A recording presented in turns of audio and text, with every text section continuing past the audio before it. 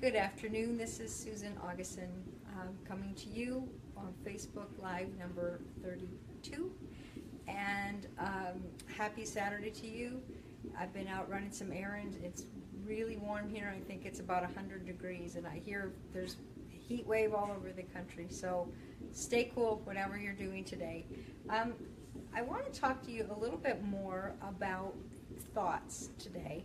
And as I've been doing these for the last month, I realize that's kind of my thing. That I have really figured out that where your thoughts are is where you're going to end up going in your life, and that's really important. And I did one day take a picture of this book, Think Your Way to the Life You Want.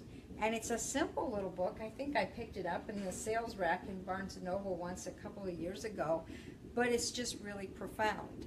And the piece that I want to talk about today is something that I've always kind of called the core belief about yourself, and some examples of a core belief about yourself that I'm going to take straight from this book. And this book is actually, it's written by Bruce Doyle III. So some examples of that, these core beliefs, he calls them thought forms. And like, there was one woman that he described, and she said that her life, she was born into a loving home, nothing out of the ordinary. Things always were provided for her. She had a great childhood. She had good experiences all through school, and went on to college and got married a great man, and had a great life. And as he researched her, he realized that the core thought form that her life was kind of a springboard of, that really the root of where all her thoughts started, her belief was, I have everything I need and I am secure. And out of that belief came, she married a great husband, she had a family that loved her, she had plenty of money, and she was fulfilled in her career. And she was what we would say as somebody that was really at peace and having a successful life, because she had an agreement between who she felt like she was on the inside and what her life was like on the outside. Where we come into some conflict is when we feel like our life's supposed to be one way on the outside and it doesn't match what we feel on the inside our life's supposed to look like. So that's what I'm helping you work towards, is get some congruency going of what are my core beliefs. Let's take a look at those, and if they're not true, let's shift some things around. An example of another person that had a core belief that actually was limiting in this case study was about a man named Jim. And his belief was, I'm responsible for other people's happiness. What came out of Jim's life was, I need permission. She'll leave if I'll say no. That was his approach to relationships. I can't make my needs known. And I hate my job. So in that case, he did not have a fulfilling life because his core belief was, I'm responsible for other people's happiness. Wow, what a way to live, right? But what I want you to take from this is that once a root is established, the incidents will occur to promote the evidence to the believer that what their core thing that they've chosen to believe is true. And that could be something that was put on them in infancy. And I'm not an advocate of trying to tell you to blame other people for your problems. You know, yeah, things happen in life. I'm sorry, this thing keeps popping up. Things do happen in our lives, and we basically have to take responsibility for what we want the outcome to be, regardless of what other people did to us. But a lot of these root things are come up that way. And another one I want to talk about is self-sabotage.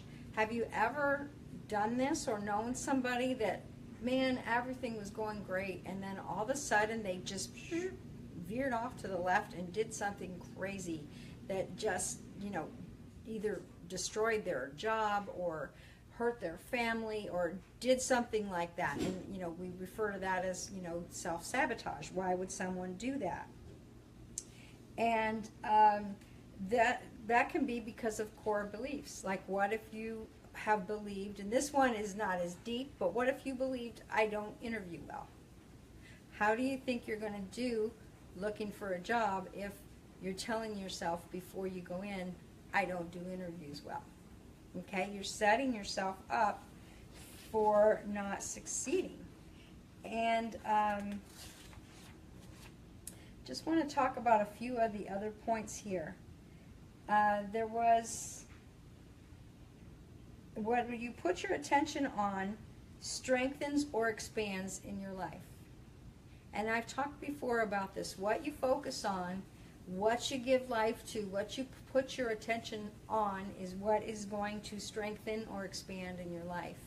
And unfortunately, if someone has hurt you or done something really awful to you, and you think that you owe it to yourself to focus on the horrible things that they've done to you, you're actually still giving power to the hurt and the pain that was done to you, rather than putting your attention on forgiving that person, not because they deserve it, but because you need to do that so you can be free in your own heart, and then focus your attention on where your life is going rather than the negative or hurtful situation that happened to you.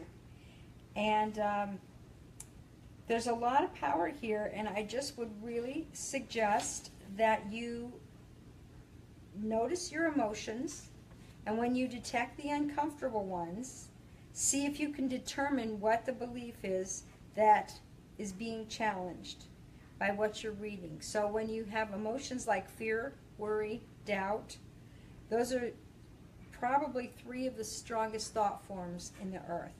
And they can rob you of all desires. If you could get in touch with them and remove the limiting beliefs behind these culprits, you'll be a new person.